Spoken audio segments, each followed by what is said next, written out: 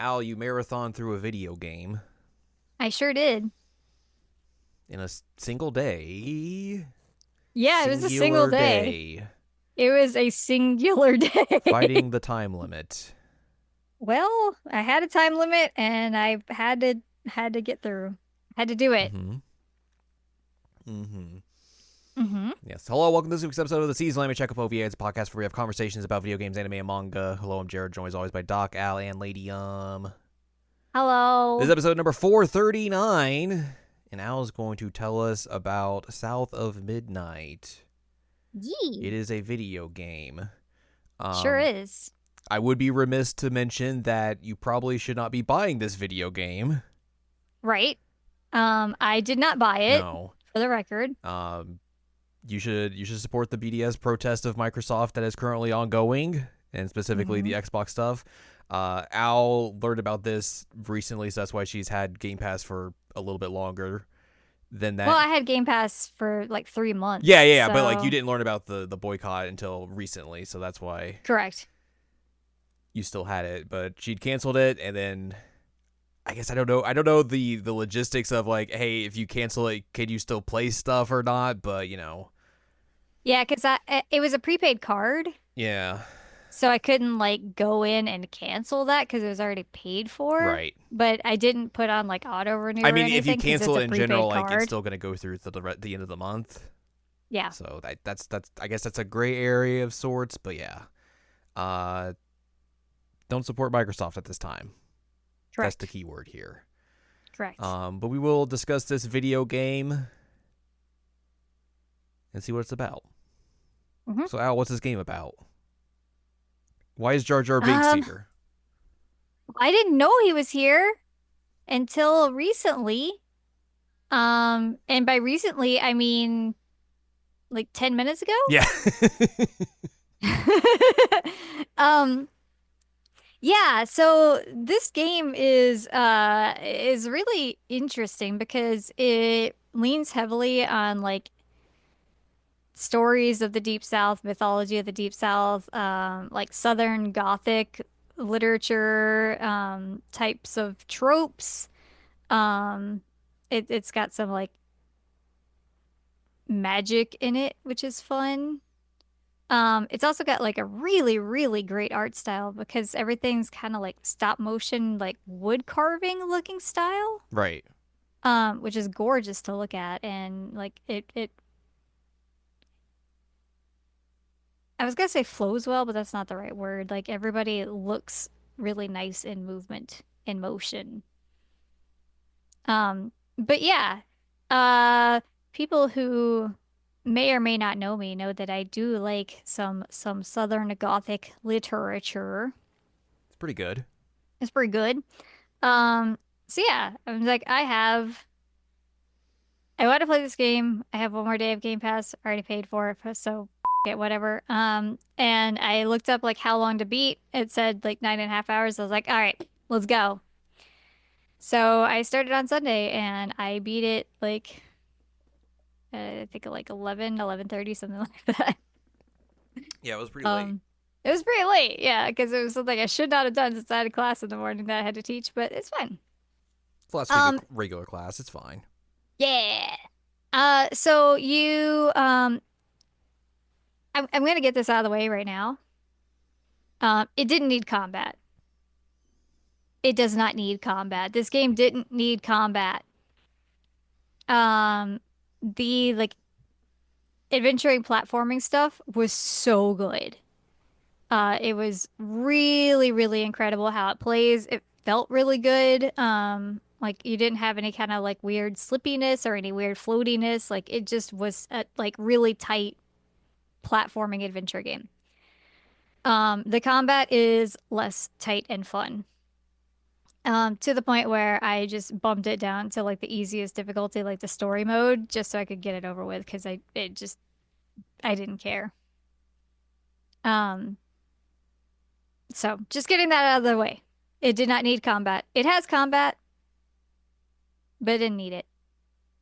It's easily the worst thing about this game. Um, but yeah, this game is kind of about healing trauma,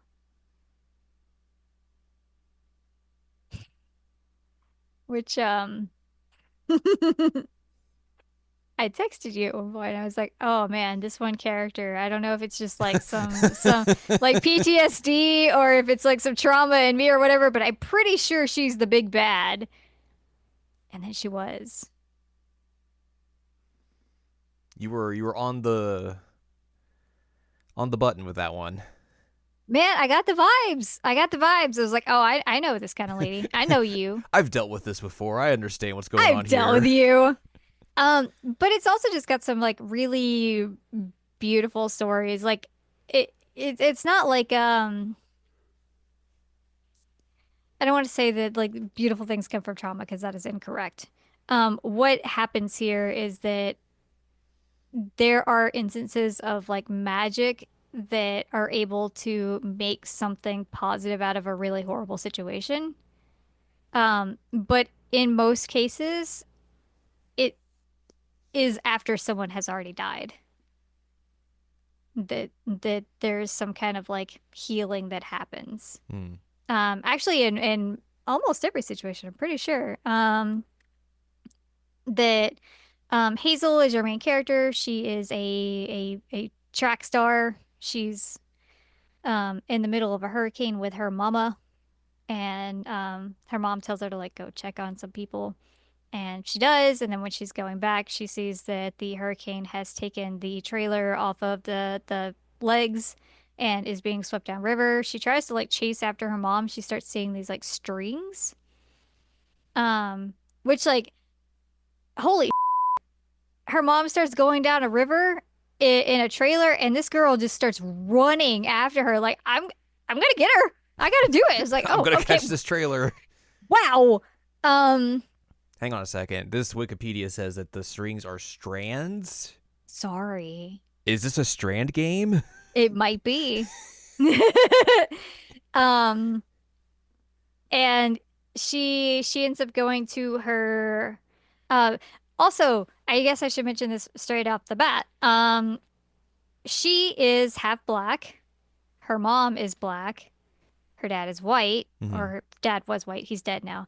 Um, and all of that is significant because after her mom gets swept down the river, she's like, I gotta find somebody that's gonna help me. So she goes to her very condescending and awful, extremely rich white grandma named Bunny. Hmm. Hmm. Hmm. And Bunny's like, wow, that's so sad that your mom got washed on the river. Anyway, you seem like you're hysterical. What if you just go in this room and stay there for a while? And Hazel like falls asleep and she wakes up and is locked in there. Very like 19th century style of treatment. They're like, oh, you're too emotional right now. Go sit in this room for a while. You'll be fine. Oh, you're too melancholic right now. Go sit in this room. Look out the window. Look out the window. Um and so Hazel like finds her way out and then she hears this singing sounds. And she ends up finding like a secret room. Thank Um, you. you are welcome. In Bunny's study, and she finds these hooks, and she realizes that she can like manipulate the strands with the hooks. And so she ends up throughout the story getting like more of these magical tools that can help people. And she is what they call a weaver, not like the good band, unfortunately, but she's a weaver, and so a lot of what you have to do throughout the story with these different like traumas is kind of like untangle like the like bad feelings that go along with it so that whoever is feeling that can then like have some kind of peace. Um, so that's good. Um, I'm gonna straight up tell you, like, there are some really, really traumatic stories in this. Like, it is. It's brutal. So yeah, there's some like really, really dark, traumatic stories in this that you have to go in and try and help these people so that they can heal and either continue being a magical creature that helps people as best as they can, or, just have some kind of peace. So that's the gist of what you do. But, you're also going through stories of like, people dealing with poverty, like extreme poverty in the deep south. Extreme You poverty in have the deep south. What? yeah, yeah. You have like exploitation. Oh, Exploitation in the deep south. What? what? You've got racism. You've got echoes of the legacy of slavery. You've got the like notion from the past of like people who are different should be punished for the way that they are. Basically hitting like Um, all the big bullet points or tropes of the deep south. yeah, yeah, yeah. And religious traumas there. Whoa, now hang on a What? second. I mean, you got everything. Um, there's like a really horrible part about like child abuse. But I mean, it's done really well. It doesn't feel like disrespectful or like it's like making light of these topics, which is good because it could easily lean into that and it doesn't. Especially because like one of your companions is a giant talking catfish. So, um, it would be easy to get like campy and weird, but they do a Sure. really, really good job with it.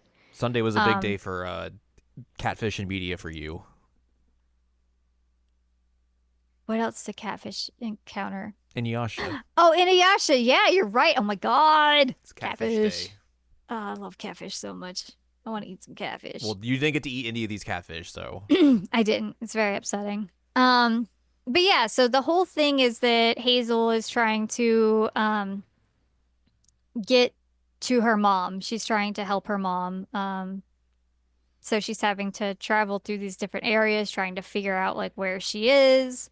And as she's going along, she's like getting more confident with her weaving abilities. She's helping people out.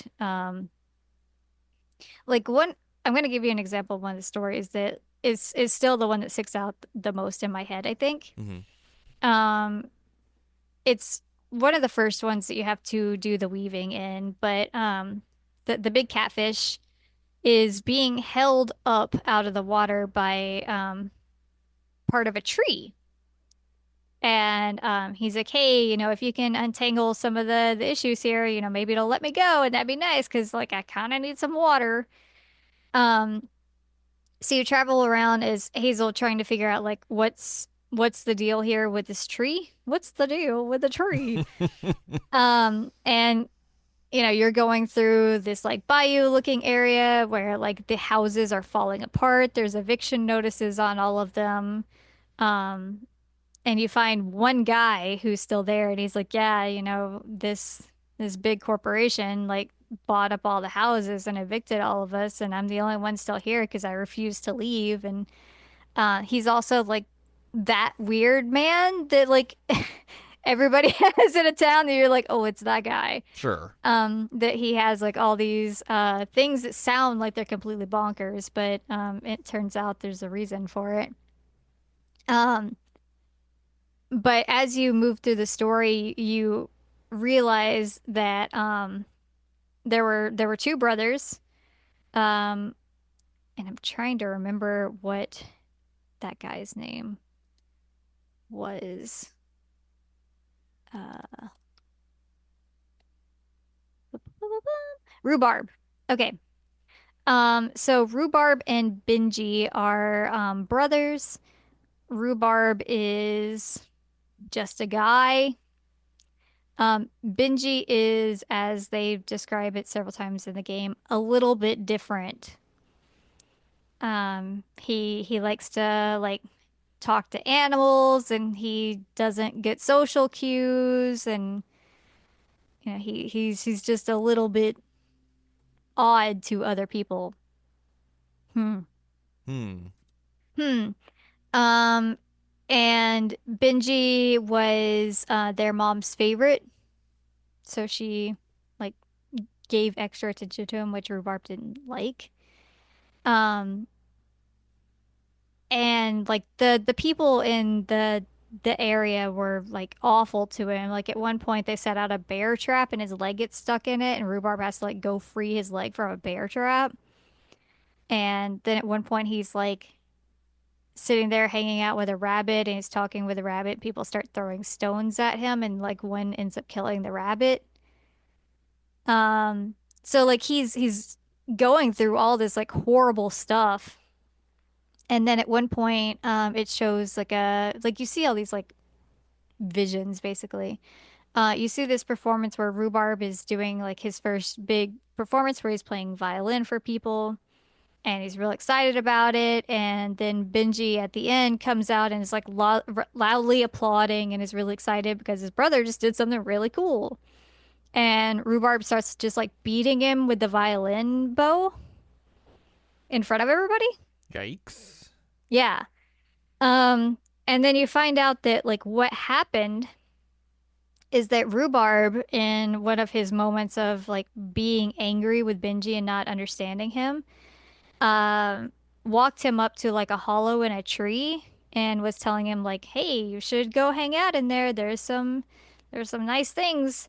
And then Benji goes in there and Rhubarb like nails pieces of wood to the tree and like closes him in there until he dies, obviously. What the heck?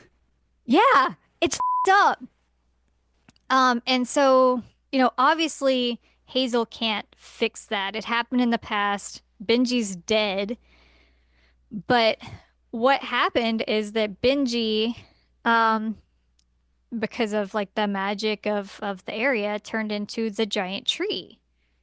And so like if you look up, you can see like his face is part of the tree.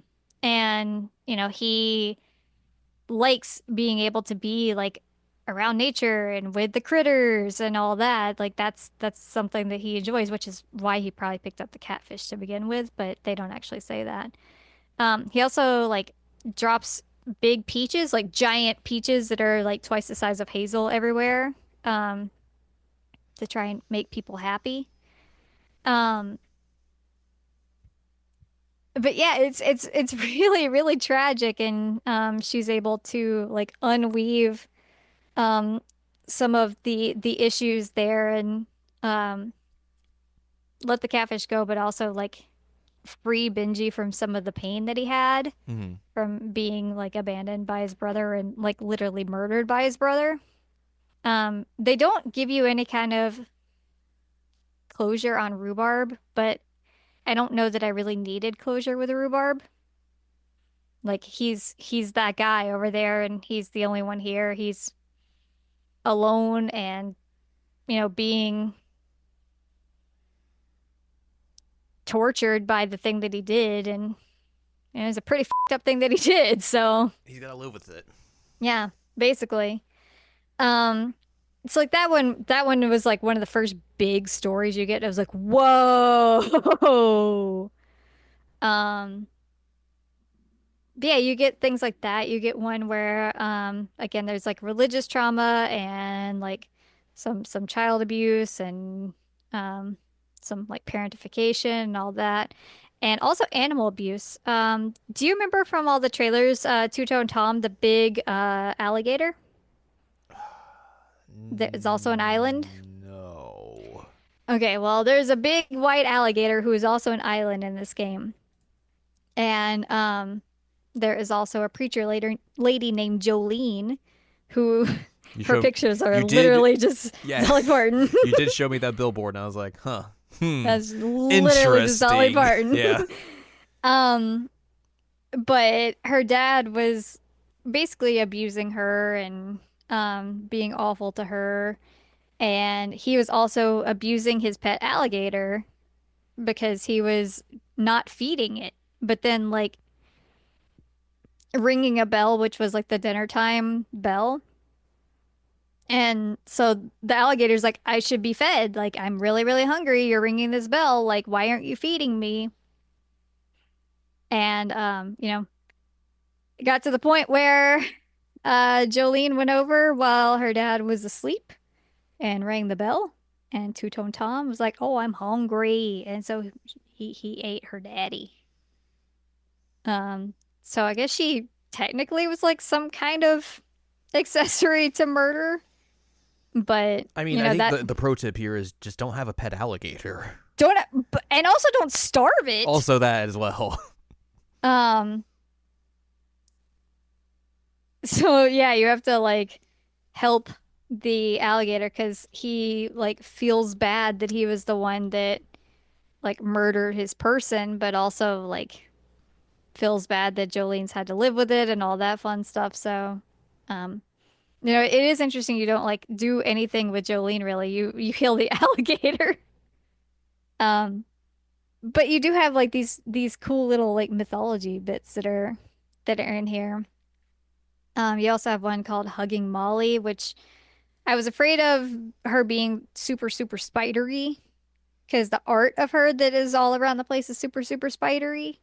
But she wasn't terrible. But you were around when I was doing this part because there's this old man named Itchy, Hmm. and Itchy is also the only person in that part of the holler. Um, and he laments the fact that like he was the only kid that was left behind, that Hugging Molly took all the kids. And it turns out that like Hugging Molly was taking them because they were being abused. Hmm.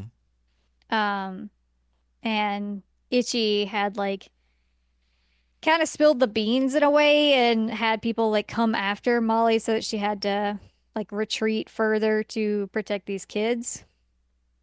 And so that's why she didn't take him.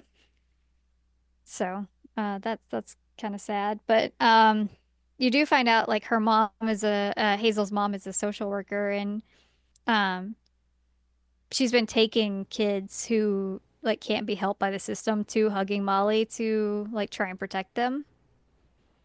And Hazel misunderstands the whole thing and thinks like, oh, Hugging Molly is like kidnapping these kids and is doing horrible experiments on them and everything. Which they do end up being immortal somehow, and I'm not sure how that works, but there's that. There's just a bunch of immortal kids running around in this little kid village up there with a big spider lady. Um, but yeah, you get to the end with Hugging Molly. You're trying to find your mom. You realize that Hugging Molly is like trying to heal your mom because she's friends with her and all that. Um, and then and then betrayal, betrayal. Your grandma Bunny comes up and carves the heart out of Hugging Molly. Also, by the way, I skipped a few other ones, but I'm not gonna go into depth with them. There's, I mean, there's no real reason to. They're not entirely tied to the story, except for one of them. I should go back to it at some point. But anyway, she carves the heart out of Hugging Molly. And is like, I need this. This is important. And then pushes Hazel off a cliff.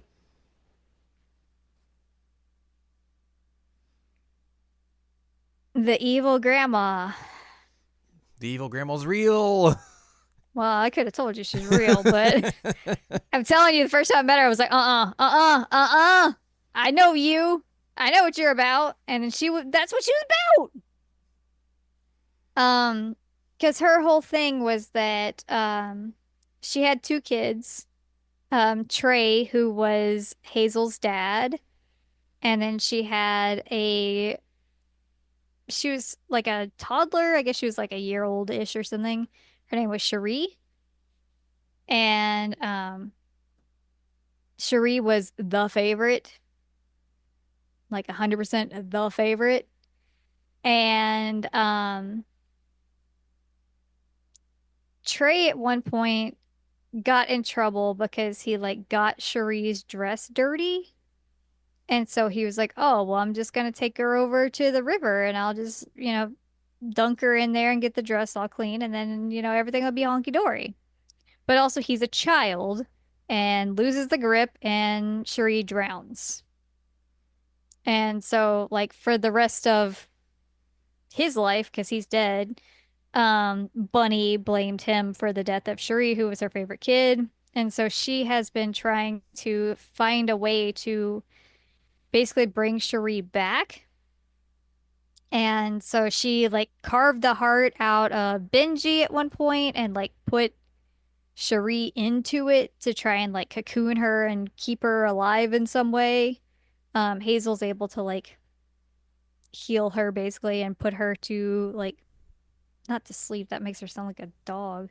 But like give her some kind of peace so she can rest.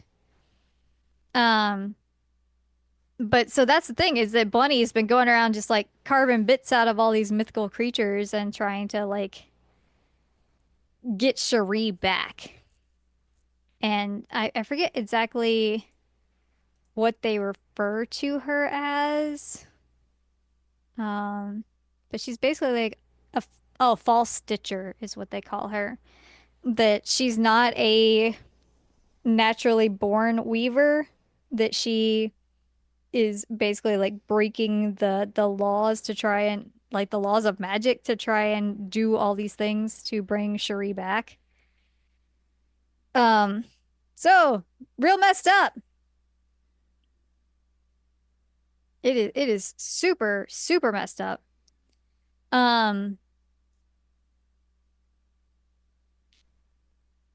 Something that is a common thread throughout this. I mentioned earlier how there was like um legacies of slavery Right. through this.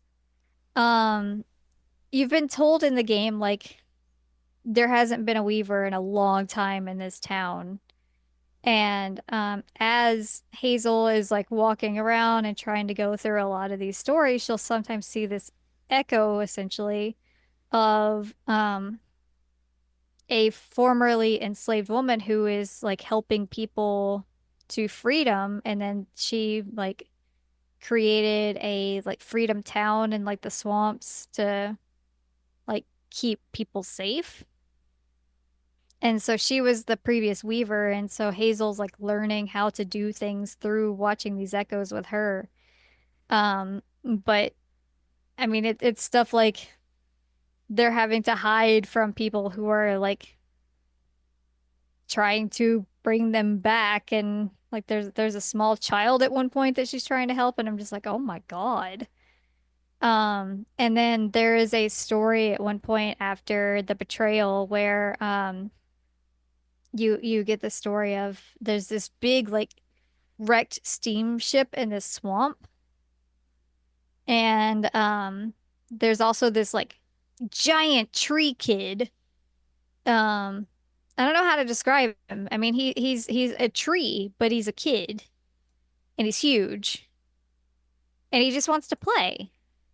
And so you hang out with him, you help him out again, and you like get some encouragement from that echo of like, hey, sometimes you just gotta help out the ones who are in need. And she like interprets that as like, okay, I should stay with this kid.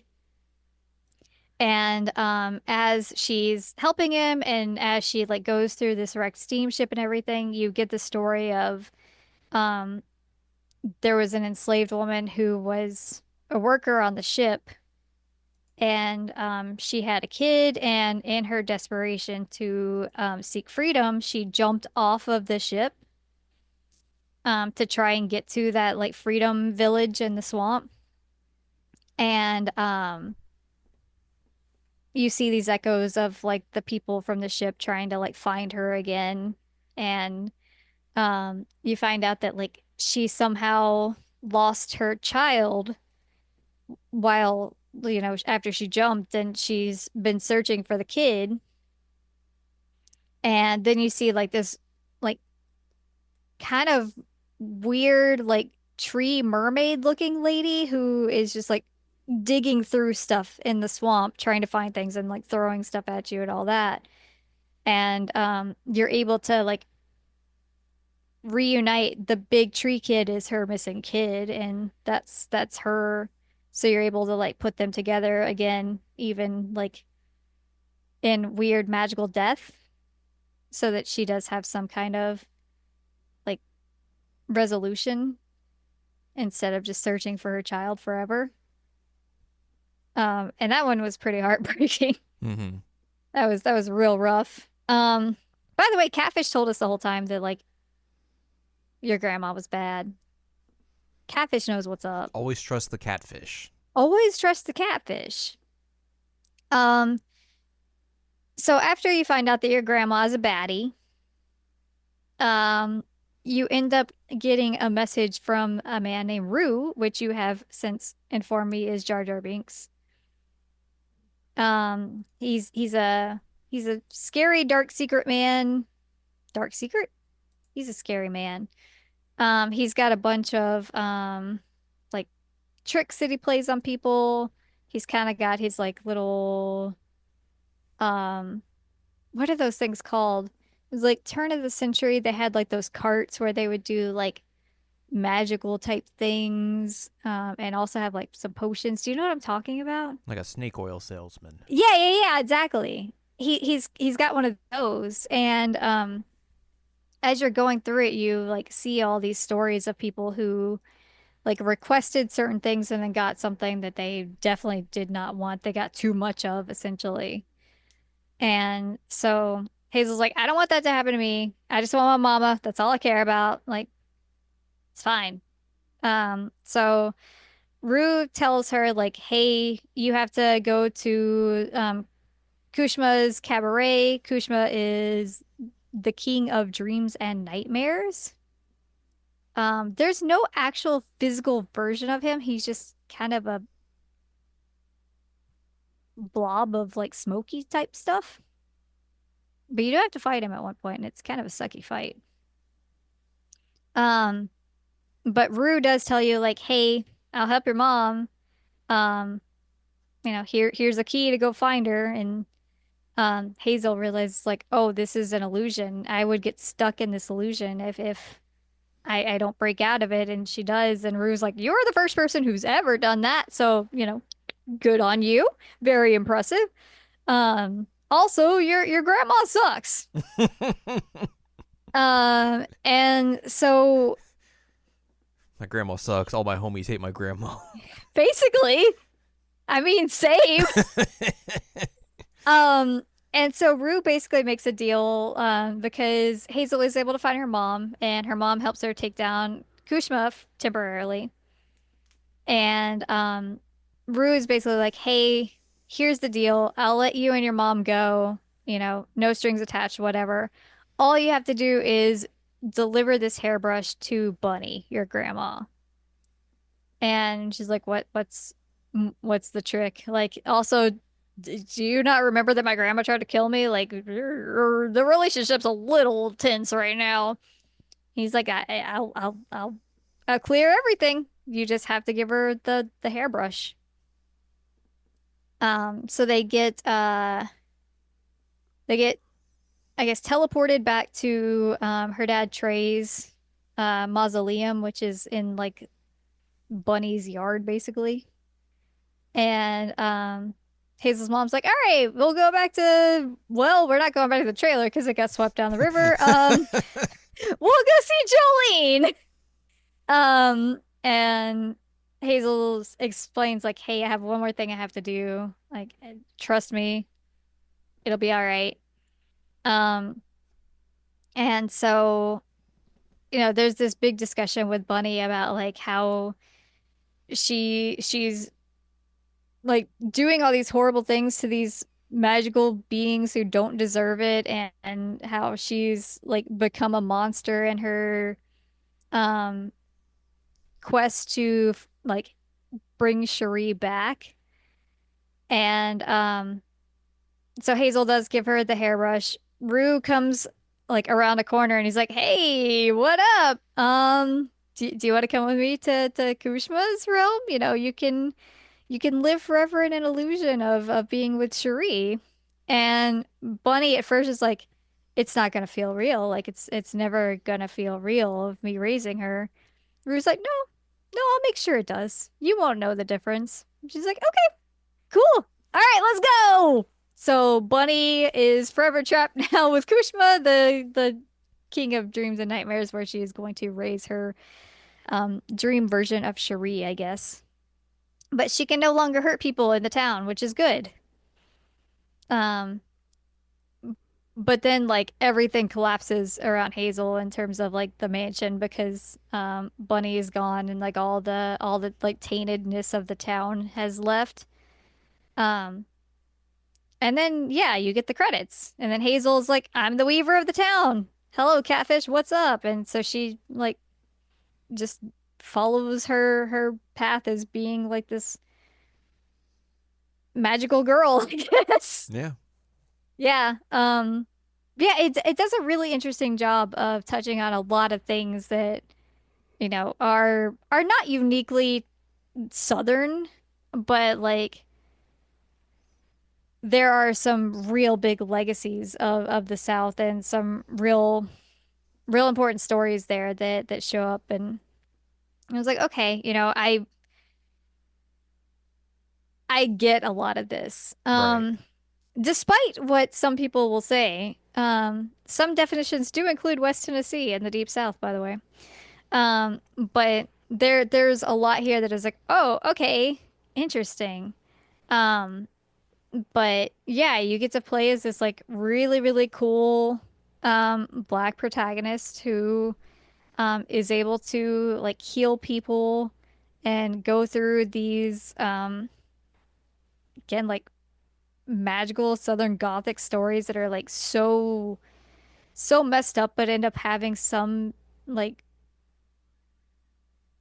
some freedom at the end of it. Like, Benji gets to hang out with his critters. He had a horrible life and people were awful to him, but all he wanted to do was like hang out with his bunnies and his other things. And now he gets bunnies and birds and catfish and all kinds of fun things hanging out with him all the time. And so, um, she's able to heal some trauma and tragedy, which is good. There's also a story about her mom's ex-boyfriend in here that you have to heal him. He's like an owl man, a giant owl man. And I guess has been alive since like the 20s? Question mark. But his story kind of felt just there. But another thing it did have is, hey, um, this guy owns the land and he owns all the houses on it, and you have to pay him with all the company money, and um you can't get external doctors because they only take cash, and that's not what you get to buy things from here. And I was like, oh, okay. And so it's basically like manufacturing sharecropping. Um, Yikes. yeah, and so um, ex-boyfriend Owlman gets real mad because his dad gets shot, and he picks up the horrible boss's car and drops him in a river, as you do. Mm-hmm. But yeah, I did really like this game. I think it's super unfortunate that it came out at a time where people shouldn't play it. Yeah. Because I did really, really like it. Not the combat. The combat's not good. I'm sure some people will like it. I don't. Um, but it's a really fun game with a really good story and some really exciting characters. And it was it's not often you get Southern Gothic video games. Yeah, that's true. So, it does something really unique with the story and with the aesthetics, and it feels like it's not mocking the South. It's not praising it either, but it's not mocking it. It's talking about like some real deep realities of the people who live there, Mm-hmm. which is nice.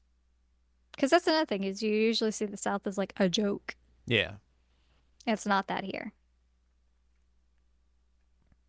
Did I miss anything? I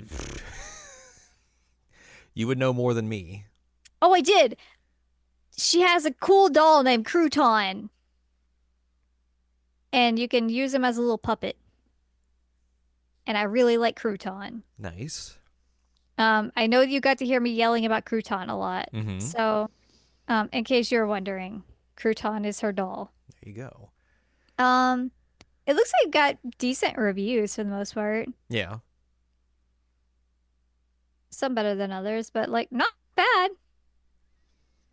I, And oh, go ahead. no, you go ahead. Sorry. I was gonna say it's always nice to see like new IP, and especially when it's like this creative and fun. Mm-hmm. Um, love to see that. Yeah, I feel like you talking about this game and just is like, all the like the themes, the thematic stuff about it, like the setting and everything, has made me get in my head that I should replay Mafia 3. But what? Because that game takes place in like 1960s Louisiana. Oh, okay, okay, that makes way more Yeah, sense. yeah. I was like, huh? Okay, I get it now. Obviously, from the title, it doesn't make a lot of sense, but No, no, no. I was like, not a whole lot with yeah, yeah, yeah, mafias yeah, yeah, yeah. here. No, no, no. Okay, that makes Just sense. similar thematic stuff. Yeah, yeah. I'd be down to watch you play that someday. All right. Maybe when we don't have 10,000 things that are happening all at True. once. True. Um, one of those slow months that we eventually will get, hopefully. Yeah. But yeah, I liked this game quite a lot. I was very impressed by it. And that's even with me speed running it Mm-hmm. in a day. Yeah. Which, by the way, you can beat it in a day if you really try. You can. That is true. Point proven. Yep. Even with taking an Inuyasha break and a shower break. Mm-hmm. And a Mhm. food break. Did I eat? Yes. Okay. I didn't remember what I ate. I'm pretty sure you said you ate that day. It wasn't catfish, which is upsetting. Yeah, that's That's all I got. That's gonna do it for this week. Once again, please support the BDS movement, which you don't know is a Palestinian-led movement that is looking to boycott, promote divestments and sanctions against Israel for their continued genocide in the region. Which one of their main focuses is boycotting Microsoft products and specifically the Xbox Games brand. So don't buy Xbox games, don't buy Xbox published games, don't get Game Pass, cancel if you have it, and all that sort of stuff. Mm-hmm. But that's going to do it for us this week. If you'd like more from us, head on over to seasonanimecheckup.com or sec.cool, where you can find past episodes of this podcast and other podcasts like Jared Now Watch. You can also find columns and reviews on the site as well. If you'd like more from Ann Ladium, go to annladium.com. She's got columns and reviews. You can follow us on Twitter and TikTok at Anime Checkup. Follow us on Blue Sky at seasonanimecheckup.com. You can buy our books, One Shining Moment of Critical Analysis of Love, Life, Sunshine, Hot Tubs, and Pac-Man on Amazon.com. And support us on Patreon, patreon.com/SACOVA. Buy us a slice of pizza, get access to unedited versions of the podcast early. Our monthly exclusive Patreon podcast, which I guess we'll have to figure something about that out here soon. Oh, I forgot about that. Well, we don't have to do it this weekend. Well, maybe we'd have to do it this weekend, but the 31st is a Saturday, so Okay. we'll figure something out. We'll figure it out. It is your pick this month, so Oh, heck. Responsibility. responsibility. So we'll figure that out for this month as well. You can also find a bunch of other bonus stuff on the Patreon as well. Next week, we'll talk about something else to end the month of May. Mm-hmm. Mm-hmm. Mm-hmm.